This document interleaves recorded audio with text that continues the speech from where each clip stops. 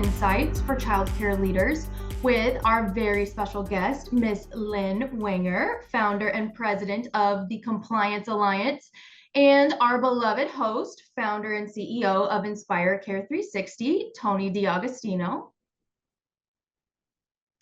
So my name is Melissa Kelly. I am one of the member advocates here at Inspire Care 360. I am joining today from Dallas, Texas, where it is excruciatingly hot, and we are all staying inside to remain cool. So if everyone would, please introduce yourself by name in the chat box and let us know what state you're joining from.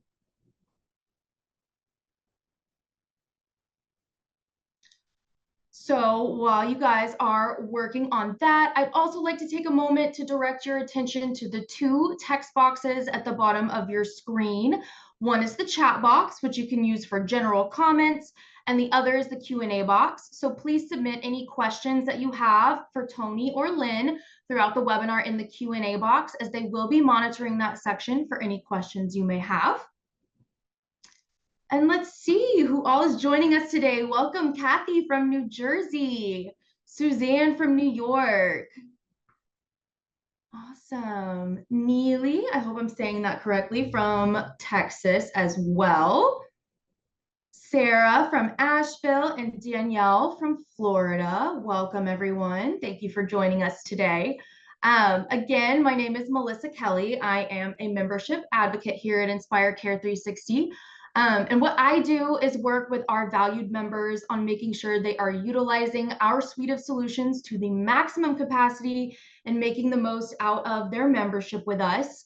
I truly love working with childcare owners and directors, as we do tend to focus all of our energy mainly on the children we serve. And, oftentimes we forget to take care of ourselves in the process. So that is what I strive to accomplish, which is taking care of you and making your life simpler so that you don't have to pour from an empty cup. My email is listed there on the slide, and you are always free to reach out to me for any questions about today's webinar, as well as any questions about IC360 and what we have to offer. Awesome. Our agenda today consists of a few housekeeping items. We will take a look at our ECE Healthy Advantage healthcare benefit offerings, which is a comprehensive healthcare plan created specifically with early childhood workers in mind. We'll also look at IC360's very own AI solution, which is a very exciting program we have in the works of its beta testing phase. We'll introduce our very special guest, Miss Lynn Wenger, and then dive into our discussion about compliance in the childcare workplace. And finally, we'll take some time to learn a bit more about Inspire Care 360 and what we have to offer. Just as a reminder, if you are seeking continuing education units for joining our webinar today, you will need to follow this link to download your certificate of completion. And Sarah has kindly put that link in the chat box for us. If you cannot click the link directly, please copy and paste it directly into your browser.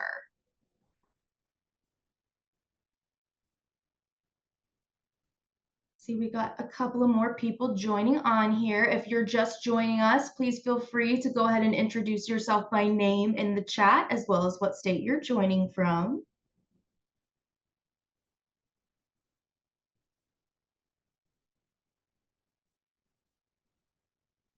Let's see who we've got. We've got Miss Talbert from LaShawn, Virginia.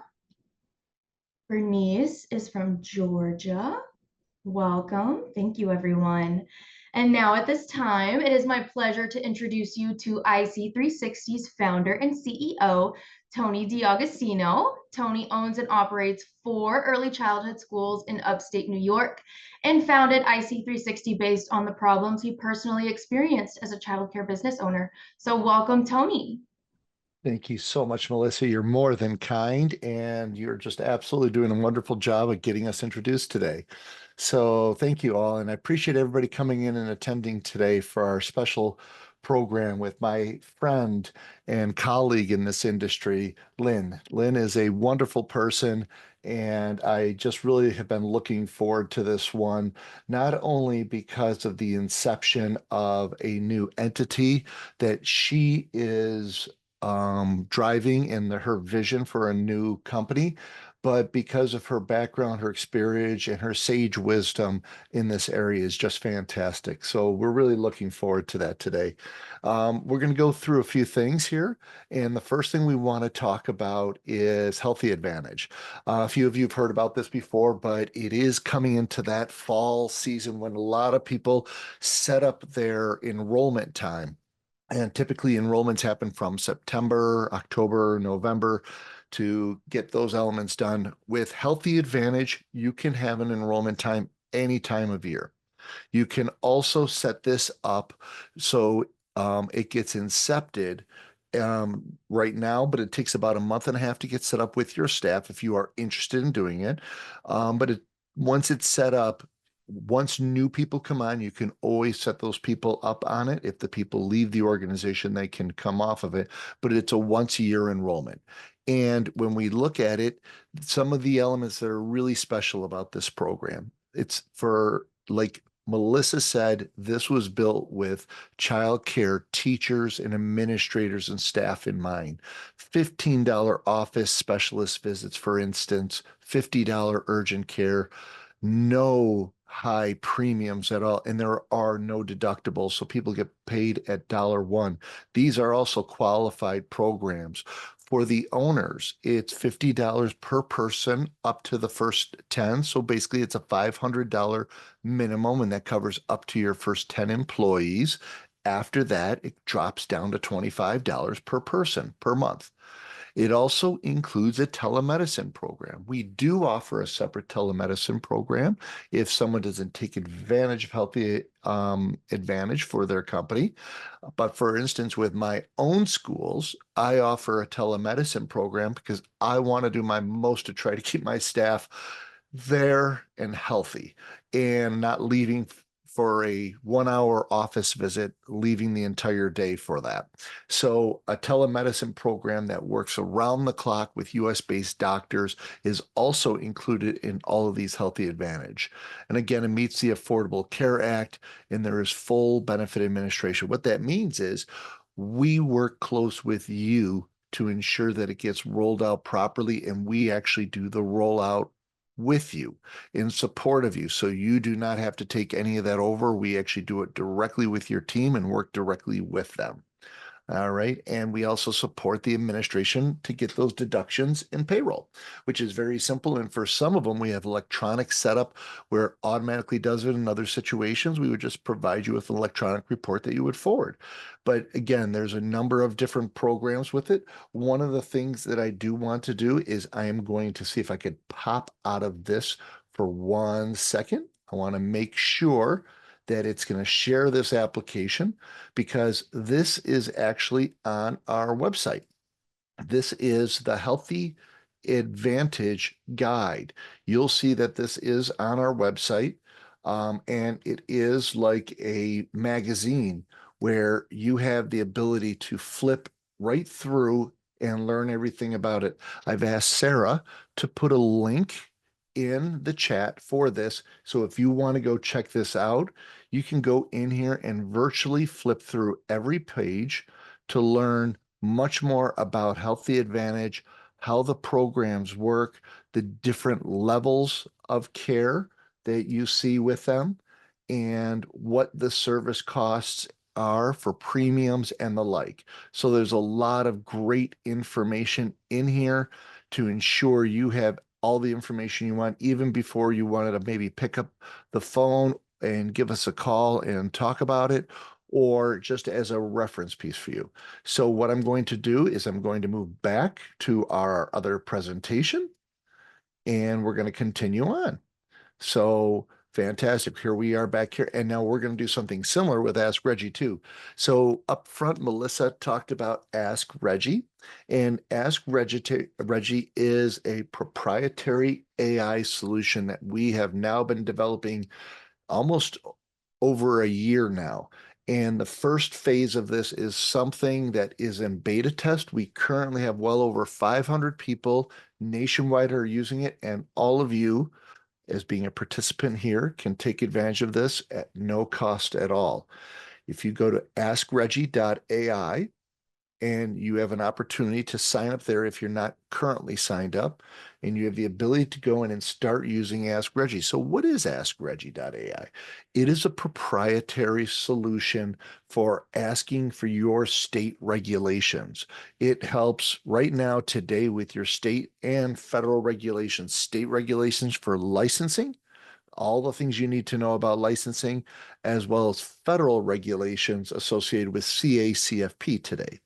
In the future, it may look at additional state or federal documents, but we also have where it is going to help you manage your own company content, your policies, procedures, processes, products.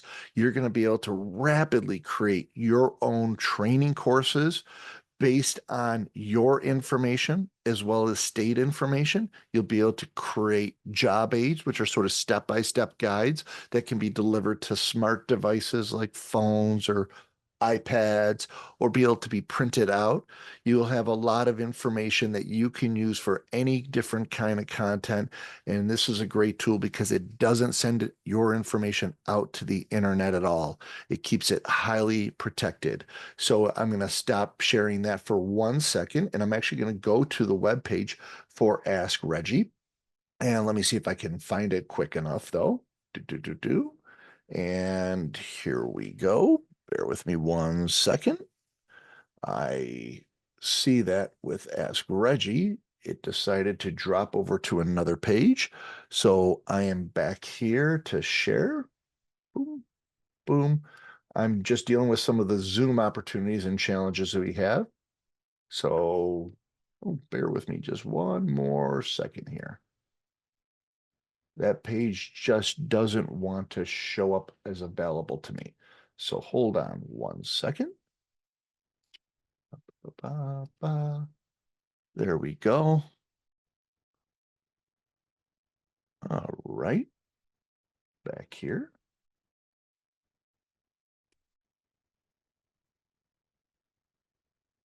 And here we go. Great.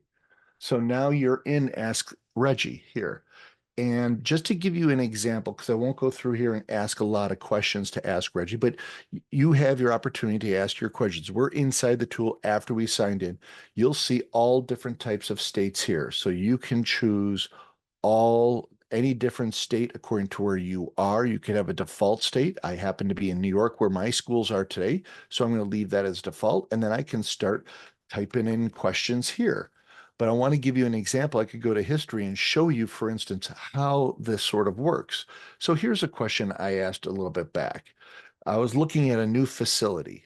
And so I wrote down, I'm considering a building that has 5,700 square feet, so forth and so on. We have 2 infant rooms that would be this size, and probably preschool rooms about this size. About 5% of unusable space. How many kids can we actually have in that building? And within seconds, it comes back. I'm not talking even minutes. In seconds, it comes back and tells you exactly how much square footage you have according to program room, how many kids exactly you could have. Of course, I don't think we're going to have 22.8 kids, but we could round that down to 22. And so this gives you a rough estimate. So let's say you're evaluating acquiring a new building. This right here out of the gate, even before you called licensing, is going to give you an answer that is highly quick, where you do not have to look at trying to do all the measurements and trying to figure this out. It also gives you the pages in particular that you can go to, and it will allow you to see exactly where you need to get further detail right where these answers came from. So it is all part of Ask Reggie. So that is hopefully a great tool for everybody to use. There is no charge for it again, but it does seek to have your feedback. Okay. And that is really important that we do have your feedback. So let's move back to the presentation. And it looks like the presentation chose to close out a little bit. So I'm going to ask for Lynn's patience just a little bit because we're coming up soon on her part of the presentation. So let me go over here. All this bopping back and forth. All right. So one of the last elements that I wanted just to mention to you is if you are not aware, we're doing something very special. And oh, I do have a question too. Uh, that's up here. If you want to put the question in the Q&A, I'm sure I will get to it soon as we present and have Lynn come on. So I'll get to you in just a moment. But we also have introduced recently, and we're curating these wonderful conversations with some of the top and most creative CEOs in the childcare industry. This is called ECE CEO Biography Podcast, Sage Wisdom for Childcare Leaders. This is different conversations. They last about an hour. They can be on your most popular environments. We have them from being on Spotify to Apple to Amazon to iHeart. Anywhere you get your podcasts, typically you can download and subscribe to this channel.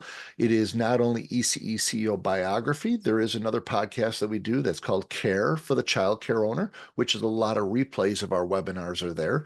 But here you will see these conversations that have insights, tips from leaders, understanding their background, how they ascended, what were some of their hard times, what were some of the things that they learned, and what was some of that sage wisdom they can pass on. So please subscribe and join us and enjoy this part of our hopefully give back to this industry. With that said, I'd like to ask the most wonderful Lynn Wenger to come on board. And if you want to pop on in, Lynn, there she is. Lynn has over 30 years of experience. There's no way that's possible because that means she started at the age of 2 and building process and automation systems for operations effectively. I did meet Lynn when she was at one place and did just an amazing job with that wonderful company. And she's done a lot of work for advocates for automation and technology. Her and I and a few others have talked in this field about what we can do to help many in this industry to spring forward. And she is really committed to prioritizing compliance to ensure the standards and care and quality for families. And that's what we're here for today. And she's going to tell us also a little bit about Compliance Alliance, her new endeavor. Welcome, Lynn. How are you? I'm doing great, Tony. Thank you for that introduction and inviting me to your webinar today. Oh no, it's lovely to absolutely have you. You know, of course, we did a little pre-work as we always do and try to act like this is the first time we've seen each other today. But I do have to tell you, candidly, I love the purple color in the background. I know you said it's your corporate colors, but hey, listen, it looks absolutely wonderful in your environment. I was like, is that a fake background? Like, no, that's actually her house. So it's absolutely wonderfully put together. I might need to have you come over and decorate mine for that reason. There's a lot of work I could do here. So thank you so much for joining us today. Before we get started, typically we do a little vanity card at the end so you could tell a little bit about your endeavor, but this is a brand new endeavor for you that you have just been starting up. Just tell us a little bit about Compliance Alliance and why you decided to make the career shift. Thank you, Tony. So I have always been in the industry or my background has to do with systems and processes and looking at the way we do things. How can we make them repeatable? How can we make them scalable? And I'm relatively new, as in the last 8 years, to early childhood education.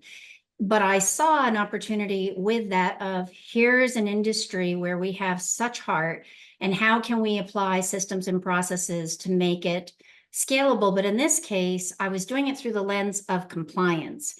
With my work that I did at One Place Childcare, I worked with owners and administrators looking at their compliance practices. And One Place Childcare is a tool to support compliance. But what I saw was, how can we go even bigger and broader to make sure that there are systems in place? Back to my love of systems, data, processes.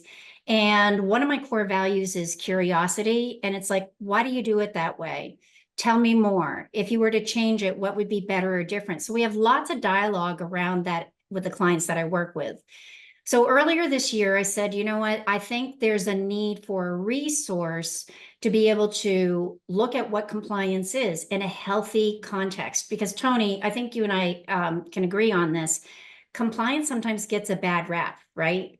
Oh, yeah. Because it tends to lean almost exclusively into licensing and when we're not in compliance with licensing. And I hope what I'm going to bring today, and it reflects back to the purpose of the company, is to really put compliance in a positive light, because we have an awful lot to celebrate under that topic. So more about the Compliance Alliance, but that's really what fuels me and why I started the company.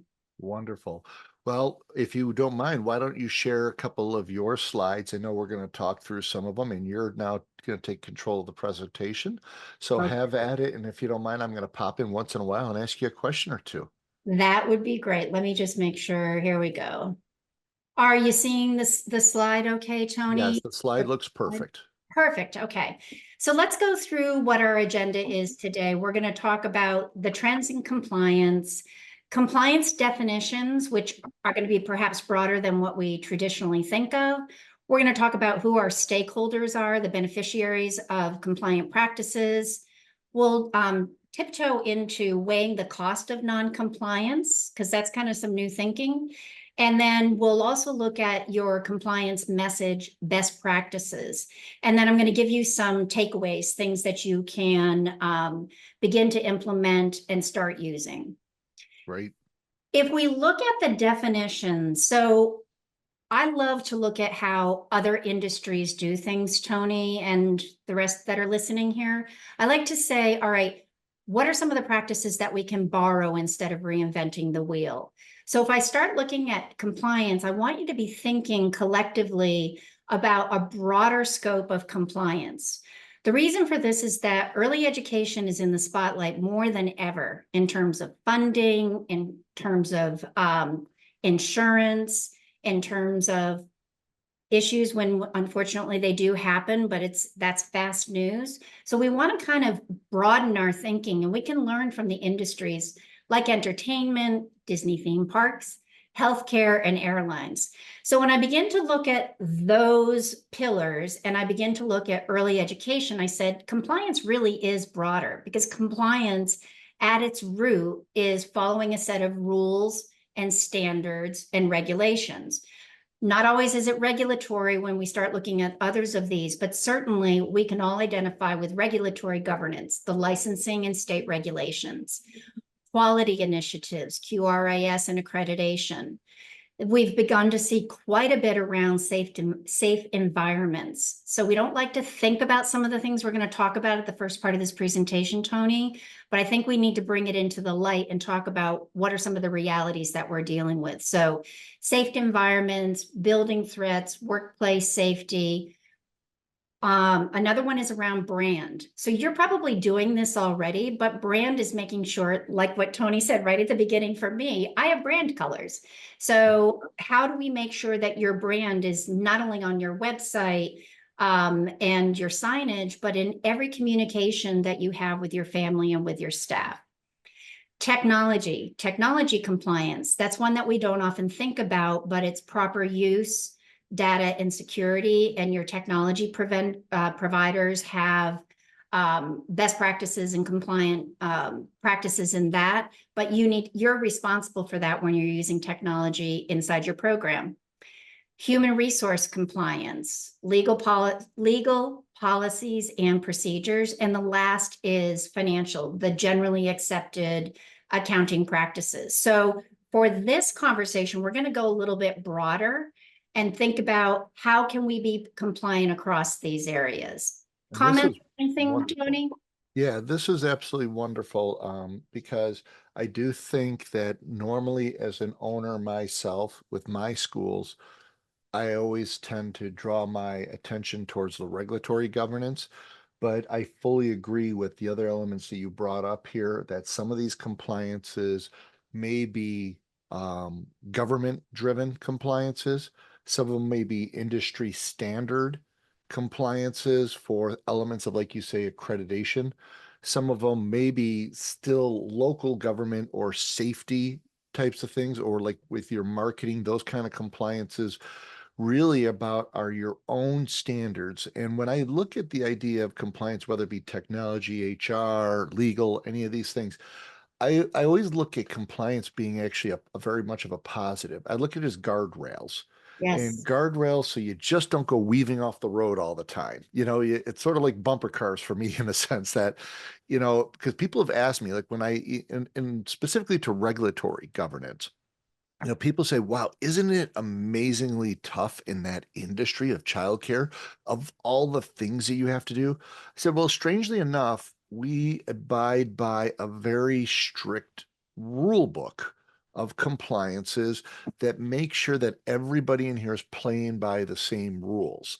And that is important because if not, the issues that you would have as an owner of just knowing that your children that you're taking care of might not be safe because people didn't have any kind of guardrails would be just crazy. Yeah. So I think this is a great area of topic across the board and expanding beyond regulatory.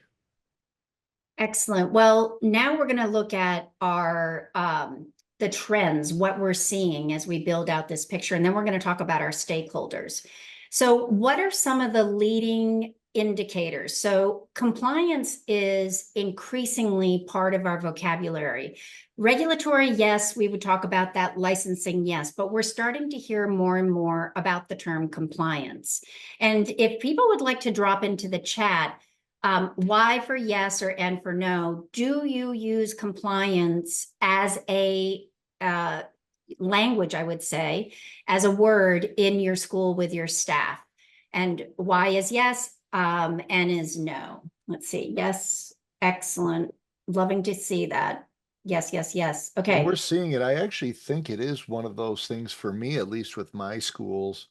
And I see a lot of yeses there too. But with my schools, I think when we're talking to parents, it is a bit of a safety net. When we talk about compliance, parents feel better about that. And same with staff, even when they know that you are upholding to standards, that there's something that is governing you. Yes, yes. And I want you to hold that thought for a second, because we're going to come back to it when we look at how does that show up in our brand. Okay, so we're going to weave these pieces together.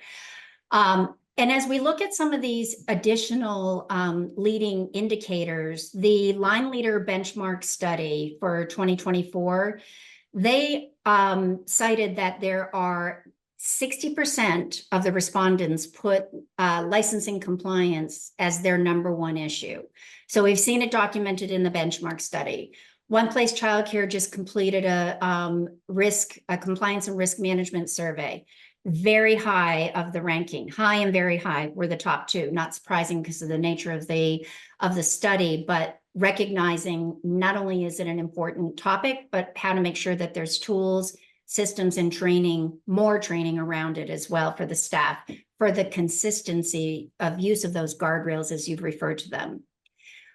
If you've been watching what's happening with insurance, or if you've been directly impacted by it, Comploy has been talking a lot along with NCCA, NACI, other accrediting bodies. I know Hinge Advisors has been talking about this, but this is a real issue of liability insurance and making sure that anything that is non-compliant has been addressed and there's a story around it. Legal exposure. This is another leading indicator. This one kind of just, I almost didn't want to put it in here, Tony, but I need to bring this up. In some of my research, I was, searching about violations in childcare, lawsuits in childcare, and I came across several excellent pieces about how to prevent, how to protect. And then my blood kind of went cold because several of the resources I found were how to sue a childcare organization for non-compliance. Wow.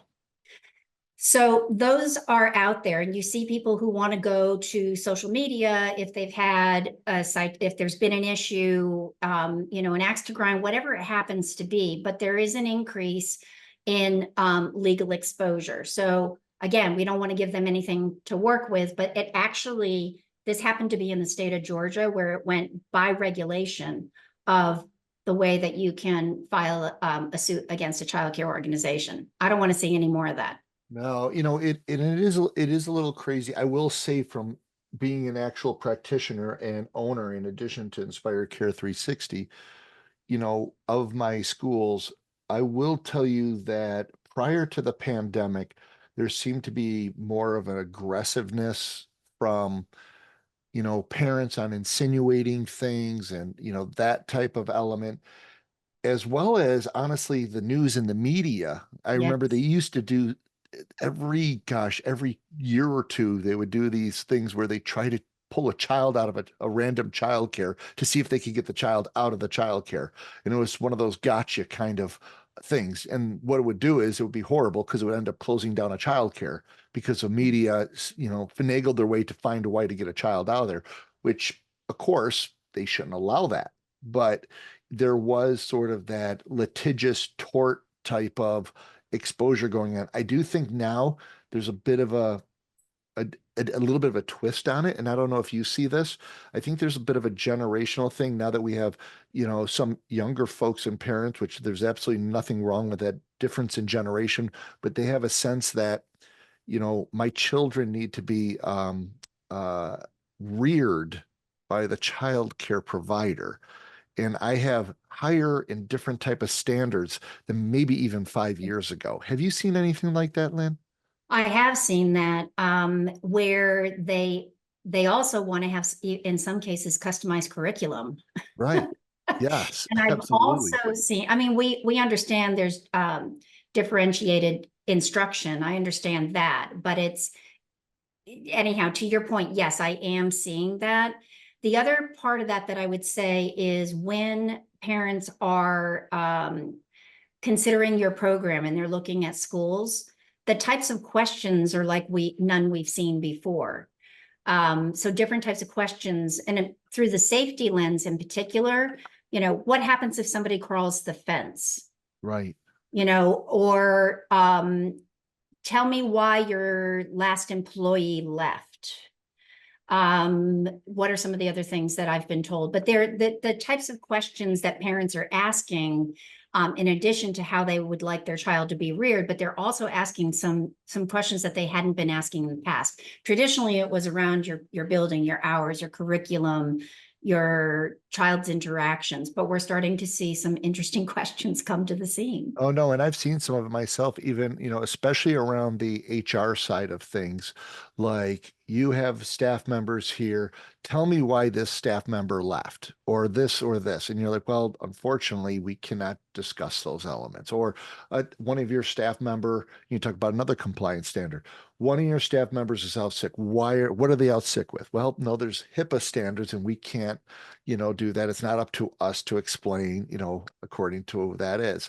But so I think there is value in from an owner, operator, director of understanding where compliance sits and when you can leverage it as to when you should maybe speak, more thoughtful about it. Yes, agreed. And I know you all know this, but the other thing is websites like babylist.com, care.com, and others for newer parents, they're teaching them the questions to ask, number one. And number two, they're also teaching them to look up the license, how to find the license, find out if there have been any citations. So that's another question of, have you had a citation? If so, what was the outcome? Because they're looking for that as well. Yeah, and it's not surprising. And licensing in some states is going crazy like it is in New York here a bit. So there's a lot of advocacy. And I notice Cindy with NCCA is actually one of our guests today. Hi, Cindy. I hope you're doing great. Wonderful, Cindy. Her and her team do such a great work with advocacy for the compliance of our industry that I'm so happy, that they exist. So Yeah, agreed. So Cindy Lenhoff and NCCA are on my advisory board. I should have mentioned that early on. oh, great. Compliance Alliance has an advisory board of industry experts, influencers who help guide much of what the Compliance Alliance does. So shout out to Cindy, and she's a great advocate and has a lot of experience inside the classroom, regional, licensing, you name it, she's done it. So, hey, Cindy. Okay, and then the last one we're starting to see more and more of is school security in the spotlight. So again, this isn't comfortable to think about, but as far as accessing buildings, active shooter, your drills, that has gotten the attention. And so we need to be aware of it and also have talking points and how we spotlight that. Anything you want to mention on that topic, Well, Tony? yeah, I Needs think to be this is, more frequent. you know what, it's interesting with school security. This is an interesting dynamic because there are laws on the federal books and there's more laws coming about because as we talk more and more about AI looks like it's going to have a double-edged sword when it gets to some compliance areas. So, Yeah. for instance, in the very near future, you are going to be able to use face recognition technology to check children in, check them out. But also, if you have cameras in the classroom, you would be able to have face recognition technology to always know where your child is. That can be seen as a positive by a parent. On the other hand, though, the fact that you are uploading the data of your child's face all over the internet, whether you like it or not, because of using it in a cloud-based environment, has a lot of compliance issues associated with it. So it's Yes. not going to be as easy of just checking a box and saying, yes, we want to leverage like face recognition technology in the near future. So when it comes to security and your child's security, it is going to be, and the technology is well advanced of government regulations here. So some of the things that owners and operators are really going to have to think about, and this comes from my AI background and experience, is really going to have to think about when you are starting to implement some of these more advanced AI type of recognition solutions or identification solutions or things that are focused for the security or the development of your school, you're going to have to put in some governance of good faith to understand that the government hasn't even caught up with it in time, but that's to try to look at the overall protection of your school. So it is going to be more and more information that I think someone like your Compliance Alliance, Lynn, is going to have some thoughts and ideas in the future about. We're closely monitoring that. And as you might imagine, there are some standards and precedents that are being set in transportation. Yeah.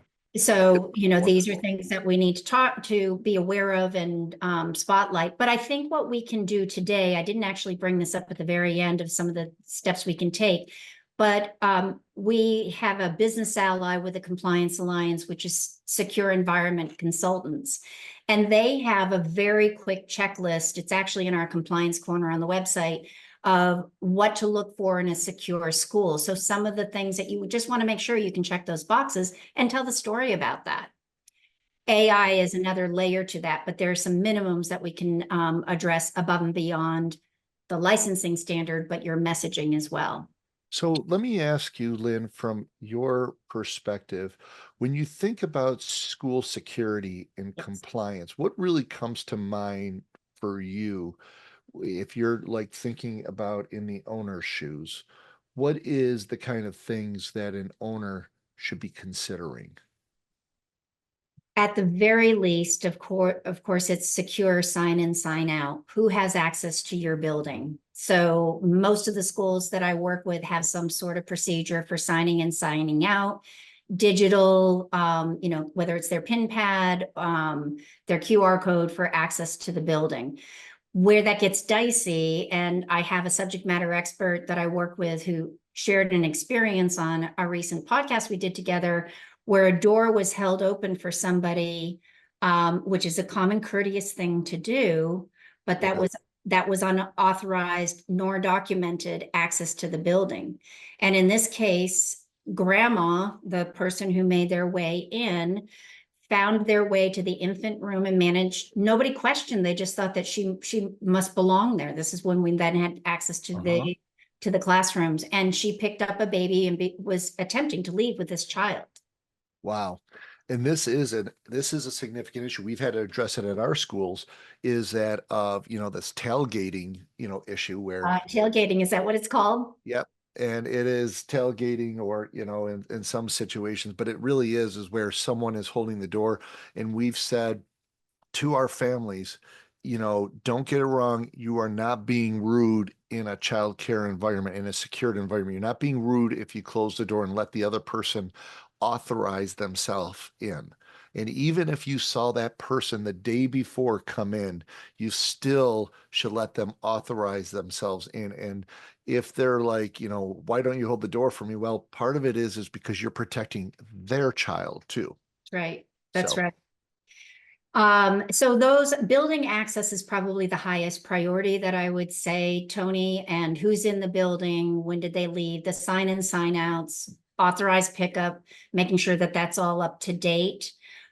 We're starting to see through the work of PB&J TV, one of the things that they're doing is license plate recognition. So it can tie back to authorized pickup matched to the license plate. So if there is an unauthorized or unrecognized license plate on the property, it could be a flag. It doesn't necessarily mean that it's a bad thing, but it is something that would be a flag. And of course, the AI pieces that are far more advanced around threat detection of somebody who's trying to gain access to your building. So that technology is there through PB&J TV today. But that's something that we're also watching closely, because I think, like you said, there's some real advantages to that. And then on the plus side, as far as this secure environment with that license plate technology, it could also tell you that, Lynn's daddy is here to pick her up and, get her ready, so they yeah. can be using that technology in a positive way. Which I think is, some great stuff to come as long as we have those guardrails again, and, Lynn, let me ask you about this. I saw a little bit when you talked about, your own marketing and your own brand, and I apologize if I'm jumping ahead, No, please. but one of the areas I think that is important, that is not a compliance that is run by the state, federal, or even local, but is something that ownership really needs to consider, is social media compliance, or creating their own level of compliance for social media. And I have my own few ideas and thoughts on that because I've had to do it with my schools. Um, do you have any thoughts or ideas when it comes to social media compliance? Because there's often times where we're sharing imagery out on social media of children in the classroom. We're sharing different kind of events and things that are going on. And then you have on top of it, not only what the school is sharing, but the individual teachers in their own social media, on their personalized social media. They have the opportunity, fortunately, in some things to praise, but unfortunately, in other issues to say, I had experience with this child today, and they're putting it on social media. So, do you have a sense from a social media standpoint, what kind of a lens we should look through for compliance? Oh, you are right. And I tend to say with social media, good news travels fast, bad news travels even faster. Yeah.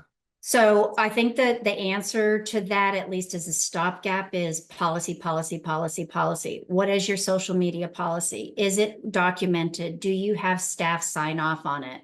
Who in your organization is authorized to post, which may or may not include children? Have they verified who's in that photo or in that shot? Because you have to make sure that the parents have authorized their child to be in that photo. So it's back to policy, policy, policy, and make sure that it's well documented and trained upon every new employee. And unfortunately, you do need to monitor that. Somebody on social media that's monitoring, Yeah. because we're all in that groups. Let's face it. I'm in those groups. You're in those groups. We're out there. So it's just taking an eye toward that. And it's a good reminder regularly with your staff meetings if you happen to see an infraction. And not even just social media, but when you're outside of the classroom. We are jumping ahead a little bit, but I think it's timely to have staff. One of the simple takeaways is create a safety pledge. And a safety pledge is, I will do no harm to a child. I will do my best to protect myself and my coworkers. I mean, very simple, but a safety pledge. And within that, the last one could be including while I'm at work and outside of work, just a protection of the children and the staff in that context of outside of work. Love that idea. Absolutely love it. Okay, so those are some of the leading indicators and why the Compliance Alliance exists, why compliance is turning to be a more common language. We talked a bit about the stakeholders. I'm going to just quickly touch upon this, but there is a ton of information available from Comploy, under compliance and the impact on insurance. But what Samantha has been talking about, she has available a control the narrative.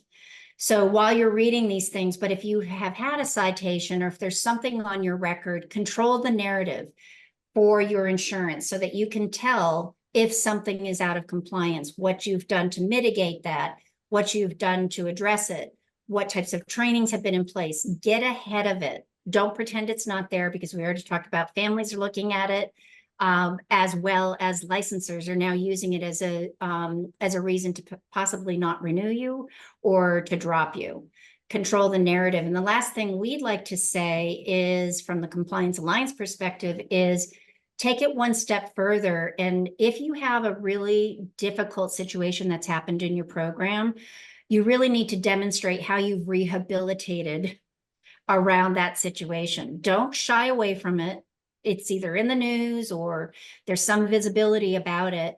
Have a talking point around that. And I know Inspire Care 360 actually helps you with your PR message when you have a situation and you have a crisis. Jessica presented on that at Nick Williams' conference, and it was, what do you do when this happens? How do you handle that situation? So we like to be able to say, show how you can rehabilitate that situation, what steps you have taken, which can also be used with your licensor as well. Yeah. I think all of us, those who operate schools, know that it's compliance with licensing is a bit of a double-edged sword. You do want the value that they could offer from the technical assistance, yet sometimes they come in like a bull in a china shop, knocking over everything and scaring the staff, and just because they're trying to get a point across. So I think when you look at licensing, I am a big believer for an owner operator not to be a lay down when it comes to your licensing. If you feel something is in the gray area, to bring it up, to have open discussions, to ask to see where it is in the regulations and get better definition, because you just becoming more educated and your staff becoming more educated on and understanding the value of it will only help you. It typically never hurts you to understand why those standards are there. But when it comes to things such as, an insurance checkup associated with it, those are other things that the owner will see, and the staff sometimes won't see the impact of how your insurance companies would treat you if you were out of compliance and something significant happens. I'm really glad you brought this up, Tony. So one of my future guests that we're scheduling right now is from licensing. So I've got a couple of guests coming from licensing to tell the story from their side of the table. But I agree with you that having a good relationship with licensing, that was one thing I wanted to bring up, is building the bridges. I realize we're all people and some people are difficult to deal with, right? But for the most part, we can build a positive relationship with our licensors. There was something else that you mentioned that just went whoop right out of my head. Well, it was about just making sure that not only doing with licensing, about insurance. Thank you. Thank you. One of the questions that we ask during our assessments is, have your teachers ever seen a licensing report? Or who in your school has seen a licensing report? It's a very tactical thing that can have an impact, because back to the safety pledge, if they know what their role is, or what their role is relative to compliance, because everybody just said, yes, we use that term compliance, then they should be able to understand from their seat in the classroom what licensing would be looking for, and not to be intimidated by it. Feel empowered. Like, I've seen the licensing, this is what they look for when they come to my classroom. Embrace it, because wow, look at how compliant I am. Look what I've done. Line of sight, active supervision, the allergies, the menu, everything's there. Like, they feel good that they're prepared as opposed to get prepared. Yeah, and I think that's absolutely great. You know, one of the things that we do, and I know that the owners out there on this call probably have a myriad of different things that they do to try to stay in compliance. We actually send someone from one of our school. We have the luck and the opportunity that we have multiple schools and some talented people. We will send other teammates to a school and do mini licensing visits ourselves that are surprise licensing visits Yeah. on ourselves. And the reason is because, you know, again, we don't want to be caught with a trash can top up, which is the equivalency in New York State of hazardous weight, and a hazmat team has to fly in a helicopter and drop in and surround the building with a huge net and, you know, carry it away if that Yeah. trash can top is off. So Yeah. Exactly. Well, you're helping tee up the rest of the slides here, because one of the points is doing self audits or a right. trusted individual in the industry to help you do the audits. So let's move along. We won't stay here too long, Tony, but I'd love for you from an owner's perspective to see if there's anything that's missing here. So what we're trying to communicate here is, you know, the yellow, orange, red of degrees of impact when you start weighing the cost of compliance or non-compliance. So you can read this both ways. I don't know if you've seen on social media where it says, read that, now read it again backwards. Point is that you can say, what would be the positive impact of consistency, accountability, increased morale, efficient systems, visibility? So these are low impact if you're not compliant or monitoring your compliance. Medium impact could be loss of quality rating, because oftentimes your license and your QRIS are tied together, and your funding, your reputation, a licensing citation, poor reviews, turnover. It starts getting more costly. And then the high impact is where we see legal settlements, loss of insurance, OSHA fines. We haven't even talked about OSHA as a standard, but there are OSHA standards that need to be followed within childcare. And I've got a trusted advisor who's actually on this call, Tracy Nardo. She was a guest of mine as a subject matter expert. She's a licensing specialist with Celebrity Schools. And one of the things she talked about is making sure that you're meeting the guidelines for OSHA. And it's easily overlooked, but there was a situation where the fine was well into the thousands of dollars for unlabeled gallon of bleach, and the mixing of the chemicals as well as the storing of them. So that's a big deal. That little thing that we could overlook that can have huge impact financially, and God forbid should somebody think it's water and pour a glass of it. Probation, closure. So, you know, these increase. And what I'm trying to convey here is we have a compliance, we all have compliance practices. We just saw that in the chat. We have compliance practices. But when was the last time you took a close look at them? When was the last time that you audited them? I've had people who have brought me in to say, we just want to make sure we haven't missed anything. Or it's been a while since COVID that we've really taken a close look again at this. So what would you say when it comes to weighing the cost of non-compliance, or on the flip side, in the plus, what's the value of compliance when it comes to opportunity, your stakeholders, your communication? Let's park here for just a couple of minutes. Yeah, and I appreciate the question, and I think I'm going to possibly answer from a slightly different way of, you know, the obvious thing is if you're not approaching compliance thoughtfully, it's going to cost you, and it shows you right here. If you're highly focused on it, there's value for you in avoidance. The way I sort of think about it is who your constituents and who your audiences are. You have, you know, all of this circles around taking care of the child and making sure the child grows up well. However, your constituents are your staff, it's your families, it's your community, it's your licensors, it's the regulators, it's your vendors, your suppliers. There's a lot of constituents you have. And at the end of the day, to me, the value of understanding as much as you can, and I will tell you that a lot of compliances get to the size of a New York City phone book for those of you who are old enough to know what a phone book is. Okay, but the fact is, though, there's a lot of compliance out there, and we know that it's not easy, and we can't have it all in the back of our head, hence why we Right. create something like Ask Reggie. However, to me, compliance is about setting expectations. And if the best you can do to understand what the compliance standards are, you can set expectations with those different constituencies That's of right. what they should expect. That is probably your greatest opportunity to reduce risk and increase the reward of the efforts that you make when you can set as clear of expectations as possible and people understand why you're doing it. And I think that's really the value of the weight of either being in compliance or avoiding compliance together. Because if you don't set any expectations based on compliance, that's basically saying, we're not going to be compliant on things, or if we are, we're going to be secretive about it. That's right. So I'm a real big believer that if you can set expectations with all of your constituents as best you can and try to stay updated with it, it's going to make life much easier for you and provide you with more rewards and lower risk. Is that Yep. helpful?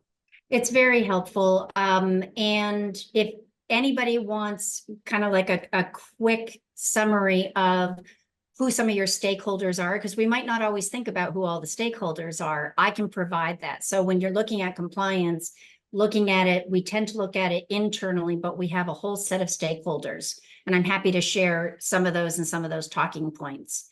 I just noticed the time because I feel like you and I are just sitting here chatting away. So I'm going to pick up the pace here because I know you have a few things you want to end with. Let's talk about the rescue. We've talked a lot about the problem. Now let's talk about the rescue. I've already mentioned a safety pledge. You brought up conduct self-audits, tell your compliance story. Just to unpack that slightly, safety pledge. Do you have a safety pledge? That's zero cost. And I can tell you there's very few schools that have a written safety pledge that employees actually sign off on.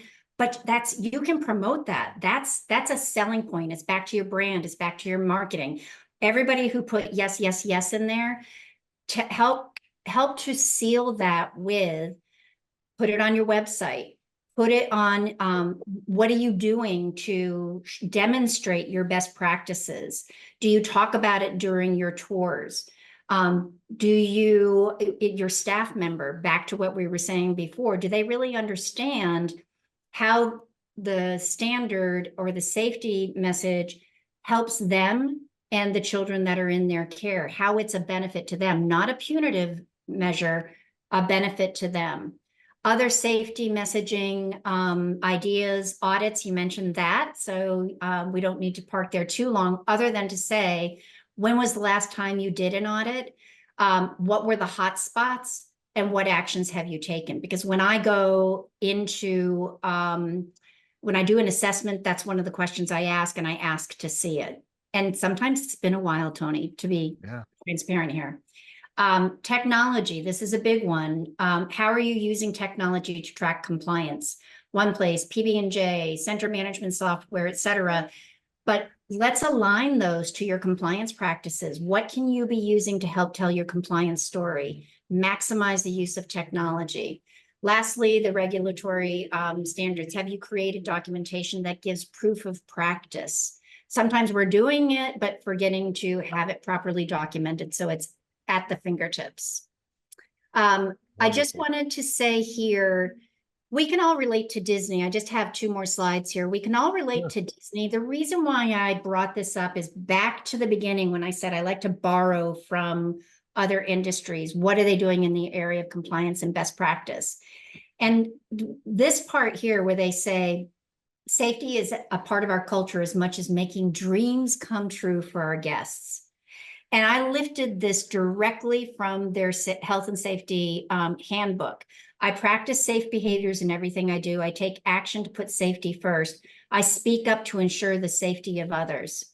And when you look at their core values, and I encourage schools to look at their core values, how does it tie to compliance and safety? If it's not a clear connection, take a closer look at how you can take that word quality and tie it back to your safety standards. For Walt Disney, they talk about safety, courtesy, show, and efficiency. And when I think about the characters, safety would not have been the first one, but they put above everything else for the guest experience. We can borrow from that. No, and absolutely we can.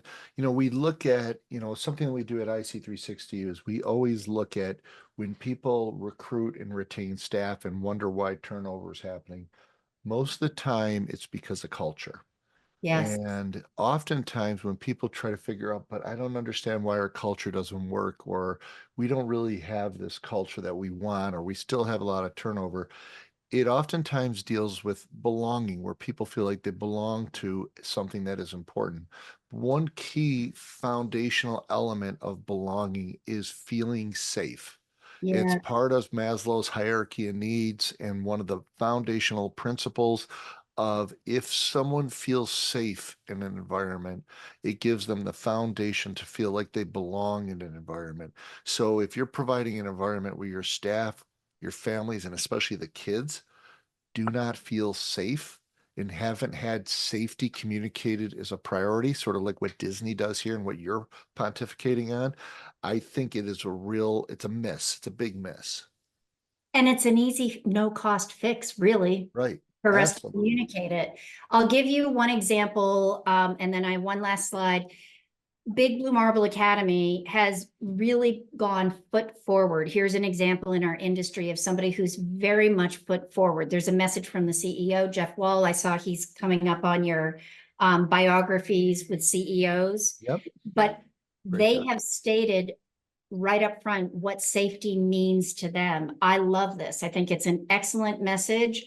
A lot of times when I look at websites during a compliance assessment, we see health and safety focused almost exclusively on, yes, sign in, sign out. That's very important. Sanitizing, hand washing, those are all important things. But when it really is up in neon lights, that it's so important, it covers all those areas of compliance that we talked about at the very beginning. This is a wonderful example. Wonderful. And if anybody would like to get in touch with us, you can scan that QR code. That's how you can reach the Compliance Alliance. That'll take you right to the website. And I've also created a free giveaway. It's a compliance job responsibilities document, and it's broken into the areas of SOP and systems, like having somebody who's responsible for that, what goes into it, training and education, monitoring and reporting, and communication. It's like 3 or 4 bullet areas. The reason why I'm recommending this is if you don't have somebody who's tasked with that responsibility, it's a great place to start. And that's what I have for you today. Oh, hey, listen, it's wonderful. Sarah put in the ececompliance.com web address as well as your email into the chat. And she also has the compliance job responsibilities form there for you too in the chat. So you don't even have to pull out your camera or your smartphone right now, even though you do have this. And if anybody wants a copy of this, I'm sure they can email you to get a copy of it. If you don't mind, I'm going to share 1 or 2 last pages, but I want to thank you greatly, Lynn, for being on here today. This has absolutely been wonderful. I think we all learned a tremendous amount from you today about the broad array of what compliance means. As you could tell, our time just went by so I quick, know. and it really does. And you're like, what the heck happened? That was just a freaking hour, I'm and sorry. no, no, no, no. But I think this is the kind of thing that gets people really thinking. That's why I think it's so valuable. So would it be possible at some point in the future that we could possibly have you back on for expanded conversation, maybe at I'd love sometime that. next year? I'd love that. And if people want to drop in the chat what they'd like to focus in on, that will give you and I and the team an idea of what we want to do. Awesome. So just to finalize here, so you don't have to remain on if you don't want to, Lynn, but thank you so much for being here today. We do have 1 or 2 other things that are coming up. If you're struggling with high turnover rates, we have a brand new ebook available for download, Why Competency Retains Staff, something we were just talking about. Are you tired of constantly hiring and recruiting and then trying to retain? It's really about the idea and the idea of what really retains staff, and it's really speed to competency. It's a free book that's on our website. Sarah will put that in the chat for you as a link. We do have on September 17th, put it on your calendars, we have a panelist webinar, and it's No More Drama Strategies to Manage and Reduce Toxic Employees in Your Childcare. Wow, if we could just do that, so that's a great opportunity for us. And this is something we're going to really put the spotlight on, how to identify, handle, and work with any situations when you're dealing with a toxic employer, someone who is driving your culture out of the direction you want to go. Again, you have the certificates, and finally, if you need to contact us, there's multiple ways. I'm pretty sure you all know our website and you get some emails from us. So don't hesitate to reach out. We'd be more than interested in helping you. Again, I want to thank our guest, Lynn Wenger from Compliance Alliance, and I'm wishing her the very best on her new endeavor of Compliance Alliance. We look to hearing much more from her. So I hope you have a wonderful day. There she is one more time. And take care, everybody. This is Tony D'Agostino, founder and CEO of Inspire Care 360, wishing you the very best. And let us know if there's a way we can help you. We'd love to be there for you. Everybody take care. Cheers. Bye now.